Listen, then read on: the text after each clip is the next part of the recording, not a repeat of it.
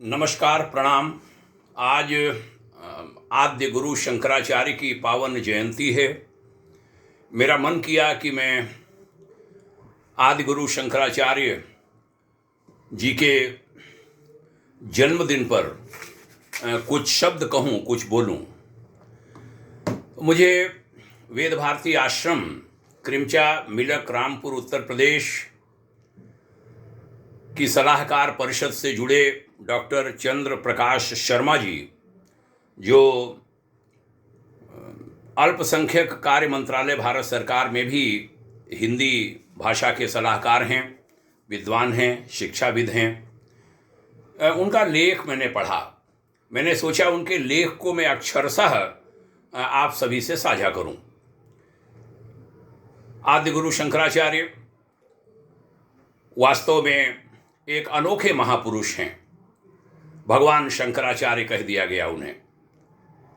अल्पायु में अपने ज्ञान और कर्म से विश्व को आलोकित एवं चमत्कृत करने वाले आदि गुरु शंकराचार्य। भारतीय संस्कृति में मानव की शतायु होने की कामना की गई है, किंतु प्रणम्य हैं वे साहित्यकार, क्रांतिकारी और धार्मिक महापुरुष जिन्होंने अल्पायु में अपने ज्ञान व कर्म से विश्व को आलोकित एवं चमत्कृत किया। आधुनिक हिंदी साहित्य के जनक तथा हिंदी को राष्ट्रभाषा के रूप में प्रतिष्ठित करने के लिए जीवन पर्यंत प्रयासरत रहे भारतेंदु हरिश्चंद्र ने 34 वर्ष की अल्प आयु में हिंदी साहित्य की विभिन्न सेवाओं में सृजन करके साहित्य की महती सेवा की थी। भारत की आज़ादी है तो सरदार भगत सिंह, सुखदेव ने 23 वर्ष और राजगुरु ने 22 वर्ष की आयु में अपने प्राणों का उत्सर्ग किया था। चंद्रशेखर आज़ाद उसी श्रेणी के महापुरुष हैं। संपूर्ण विश्व में सनातन धर्म की ध्वजा पताका फहराने वाले प्रख्यात आध्यात्मिक गुरु और राष्ट्रवाद के जनक स्वामी विवेकानंद की आयु मात्र 39 वर्ष रही। इसी श्रृंखला में आदि गुरु शंकराचार्य का नाम आता है, जिन्होंने 32 वर्ष की अल्पायु में अनेक उल्लेखनीय कार्य किए जो इतिहास में स्वर्ण अक्षरों में अंकित हो गए। तमिल भाषी होते हुए भी उन्होंने बचपन में ही संस्कृत, गणित, संगीत आदि के साथ शास्त्रों का ज्ञान प्राप्त किया था और वह असाधारण मेधा संपन्न बने। 7 वर्ष की उम्र में उन्हें चारों वेद कंठस्थ थे और लोग अपनी समस्याओं के निदान हेतु उनके पास आते थे। 8 वर्ष की अवस्था में गौड़पाद के शिष्य गोविंद योगी के शिष्यत्व ग्रहण कर सन्यासी बने और वाराणसी से होते हुए बद्रिकाश्रम तक की पैदल यात्रा की। 16 वर्ष की अवस्था में आपने ब्रह्म सूत्र पर भाष्य लिखा। इसके साथ ही 11 प्रमुख उपनिषदों तथा श्रीमद् भागवत गीता पर भाष्य की रचना की। यह तीनों ग्रंथ प्रस्थानत्रयी नाम से जाने जाते हैं। आपने संपूर्ण भारत में भ्रमण करके अद्वैत वेदांत का प्रचार किया तथा दरभंगा में जाकर मंडन मिश्र से शास्त्रार्थ करके वेदांत की दीक्षा उन्हें दी और उनको सन्यासी बनाकर शंकराचार्य पद पर विभूषित किया। सनातन धर्म को पुनः प्रतिष्ठित करने के लिए आपने अनेक भ्रमण, श्रमण, बौद्ध और हिंदू विद्वानों से शास्त्रार्थ करके उन्हें पराजित किया। दूरदर्शी और भविष्य दृष्टा थे आदि गुरु शंकराचार्य। वे जानते थे कि देश विरोधी शक्तियां भारत को उत्तर, दक्षिण, पूर्व, पश्चिम का विवाद पैदा करके खंडित करने का प्रयास कर सकती हैं। इसलिए उन्होंने सांस्कृतिक दृष्टि से देश की एकता और अखंडता को अक्षुण्ण बनाए रखने के लिए 4 पीठों और 12 ज्योतिर्लिंगों की स्थापना की। शंकराचार्य ने 4 वेदों और उनसे निकले शास्त्रों को सुरक्षित रखने के लिए 4 मठों, 4 पीठों की भारत के चारों कोनों में, चारों दिशाओं में स्थापना की। दक्षिण के श्रृंगेरी में शंकराचार्य पीठ, पूर्व जगन्नाथपुरी में गोवर्धन पीठ, पश्चिम द्वारका में शारदा पीठ और बद्रिकाश्रम में ज्योतिर्पीठ की स्थापना उन्होंने की। यह चारों पीठें भारत की एकात्मता को प्रदर्शित करती हैं, क्योंकि दक्षिण भारत के मंदिर में उत्तर भारत के और उत्तर भारत में दक्षिण भारत के तथा पूर्वी भारत में पश्चिम भारत के और पश्चिम भारत में पूर्वी भारत के पुजारी रखने की व्यवस्था उन्हीं के निर्देशानुसार की गई और उसका पालन आज तक हो रहा है। शंकराचार्य ऐसे आध्यात्मिक गुरु हुए जिन्होंने सनातन धर्म की पुनर्स्थापना के साथ देश की रक्षा हेतु दशनामी सन्यासी अखाड़ों का प्रचलन प्रारंभ किया। इन अखाड़ों के सन्यासियों के नाम के पीछे वन, अरण्य, पुरी, भारती, सरस्वती, गिरी ये सब शब्द लगाए गए और तीर्थ, सागर, आश्रम ये सब शब्द लगते हैं। आदि शंकराचार्य ने इन नामों के आधार पर इन्हें अलग अलग जिम्मेदारियां दी थीं। वन और अरण्य नामक सन्यासियों को जंगल में रहकर धर्म और प्रकृति की रक्षा करने का दायित्व प्रदान किया था, ताकि इन जगहों पर विदेशी शक्तियां अपना प्रभाव न जमा सकें। पुरी तीर्थ और आश्रम नामक सन्यासियों को तीर्थ और प्राचीन मठों की रक्षा की जिम्मेदारी दी गई। भारतीय और सरस्वती सन्यासियों को देश के इतिहास, अध्यात्म, धर्म की रक्षा और देश में उच्च शिक्षा व्यवस्था करने का दायित्व प्रदान किया गया। गिरि पर्वत नामक सन्यासियों को पहाड़, वहाँ के निवासी, औषधि और प्राकृतिक संसाधनों की रक्षा के लिए नियुक्त किया गया। आदि गुरु शंकराचार्य ने एक और अद्वैत चिंतन द्वारा सनातन धर्म के दार्शनिक आधार को सुदृढ़ किया था। साथ ही जन सामान्य में प्रचलित मूर्ति पूजा के औचित्य को सिद्ध करने का भी एक पुरुषार्थ उन्होंने किया था। वहीं दूसरी ओर देश की एकता, अखंडता और रक्षा को प्रमुखता देते हुए मठों और अखाड़ों की स्थापना उन्होंने की थी। उनकी जयंती मनाना तभी सार्थक होगा जब उनके धर्म और देश हित में किए गए कार्यों को भारतवासी और भारतवंशी समझ सकें, क्योंकि आदि शंकराचार्य का ज्ञान और कर्म मानव जाति की अमूल्य निधि है। उसको अक्षुण्ण बनाए रखने के साथ उनके द्वारा प्रदत्त शिक्षाओं पर चलना हम सबका दायित्व है।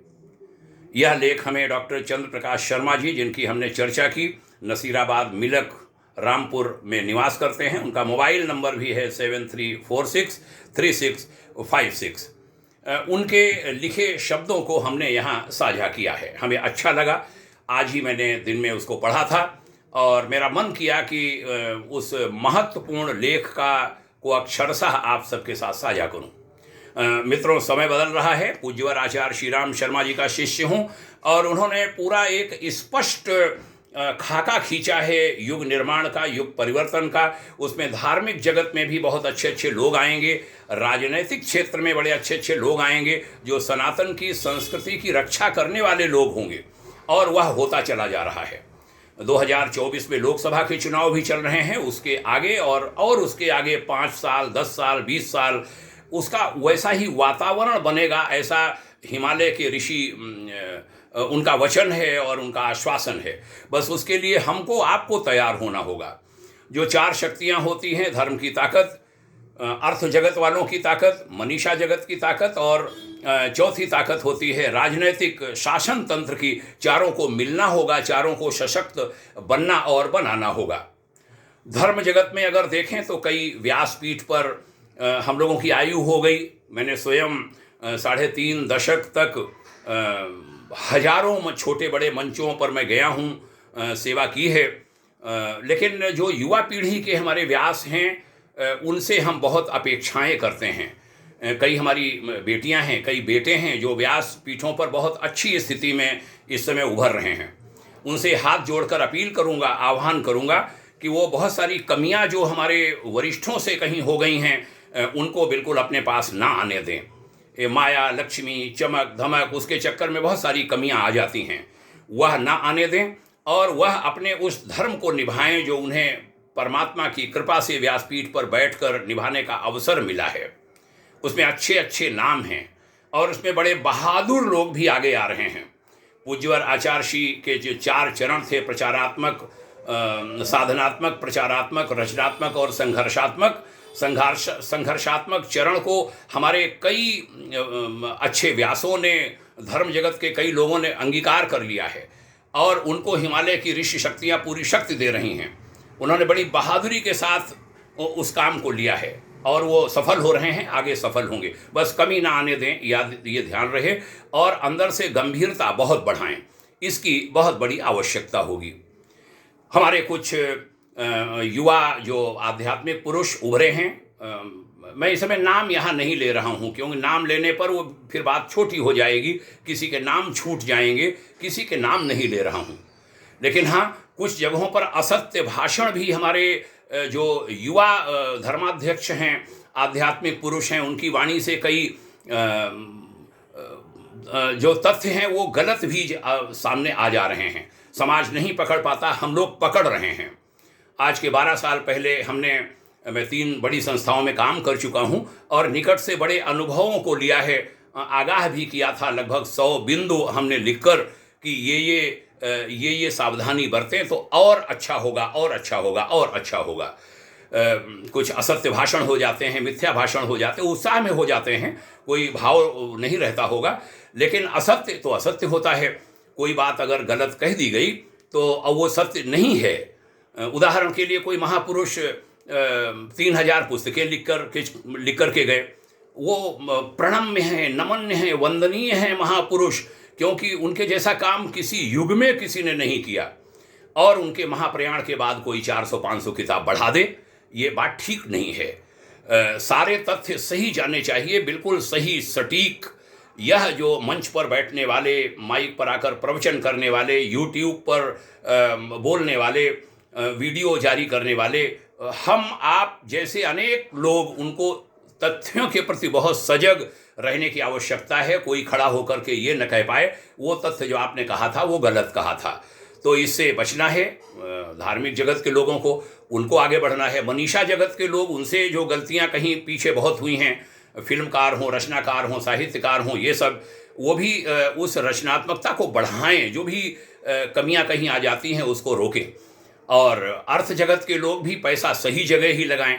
ऐसी जगह कई बार लगा जाते हैं, वहाँ पता चला मुकदमों में खर्च हो रहा है पैसा, और वो ईमानदारी से दे रहे हैं आध्यात्मिक संस्था समझकर। तो हमें ऐसी जगह ही लगाना है जहाँ पर वह धन सदुपयोग उसका हो। ऐसे ही मैं शासन तंत्र के लोगों से कहूँगा, शासन में जो दागी लोग हैं उनके बाहर निकलने का समय आ गया है, अब रह नहीं पाएंगे। बहुत अच्छे अच्छे लोग आ रहे हैं, दक्षिण भारत तक में बहुत अच्छे अच्छे लोग आ गए जहाँ उम्मीद नहीं होती थी। आज दिखता है कलयुग का प्रभाव बहुत ज़्यादा, लेकिन वो बहुत ज़्यादा रह नहीं पाएगा, और उसमें राजनीति में भी बहुत बढ़िया बढ़िया लोग आएंगे, और आगे बिल्कुल स्वच्छ राजनीति देश में होगी, ऐसा वातावरण बनता चला जा रहा है। फरेबी यहाँ वहाँ के लोग, खासकर सनातन को नुकसान पहुँचाने वाले लोग, वो लोग भी राजनीति में ठहर नहीं सकेंगे। और ये, मैं बड़ा सामान्य पुरुष हूँ, एक गृहस्थ सन्यासी मुझे लोग कहते हैं, बहुत साधारण स्थिति है हमारी। ये बात तो हिमालय के बहुत बहुत बड़े बड़े ऋषि कह गए हैं, बड़े बड़े मनीषी कह गए हैं, बड़े बड़े जो क्या कहूँगा, जो भविष्य वक्ता कह गए हैं, और उसके लिए भारतवर्ष का चयन हुआ है, भारतवर्ष केंद्र में है। तो आज आदि गुरु शंकराचार्य जी की जयंती पर इन सभी मनोभावों को समर्पित करते हुए, भाग्योदय फाउंडेशन के अध्यक्ष और संस्थापक के नाते, भारत के एक नागरिक के नाते, एक सामान्य से सनातनी हिंदू होने के नाते, आप सभी से हाथ जोड़कर निवेदन करता हूं कि सभी लोग आगे बढ़िए। और उसमें कोई हिंदू और उसको सीमा में नहीं बांधा जा रहा है। जो भारत से और सनातन से प्रेम करते हैं, यहाँ की जड़ों से जुड़े हैं, उन सभी धर्मानुयायियों को भी हम सब अपना मानते हैं, और सब आगे बढ़ें, सब एक साथ राष्ट्र को, संस्कृति को, सनातन को आगे बढ़ाएं। ऐसी अपेक्षा, मानवता को आगे बढ़ाएं, ऐसी अपेक्षा, उम्मीद। पुनः प्रणाम। आदि गुरु शंकराचार्य की जयंती पर पुनः नमन। एक हमारा बालक है, आचार्य शंकर नाम है उनका, मैं उनसे कहा करता हूँ, छोटा लड़का है अभी 25-26 साल का, मैं कहा करता हूँ, आचार्य जी हमें बड़ा आदर देते हैं, लेकिन मैं कहता हूँ आचार्य जी कुछ ऐसा करो कि आदि गुरु शंकराचार्य पुनः आ गए हैं यहाँ कोई बड़ा काम करने के लिए, ऐसा कुछ करके जाओ। तो ये सब जो नई पीढ़ी के लोग आ रहे हैं, इनको सबको ढेर सारी हमारी शुभकामनाएं। सभी को प्रणाम, नमन है, मंगल कामना है, सब कुछ अच्छा होगा, ऐसी उम्मीद के साथ आदि गुरु शंकराचार्य की जयंती पर देशवासियों को, सभी को भावपूर्ण बधाइयाँ। जो चारों शंकराचार्य पीठों के पूज्य शंकराचार्य हैं, उनसे जुड़े सभी अनुयायी हैं, उन सबको हमारा प्रणाम, सादर नमन, सादर बधाइयाँ, बहुत बहुत भाग्योदय, शुभकामना। ओम शांति।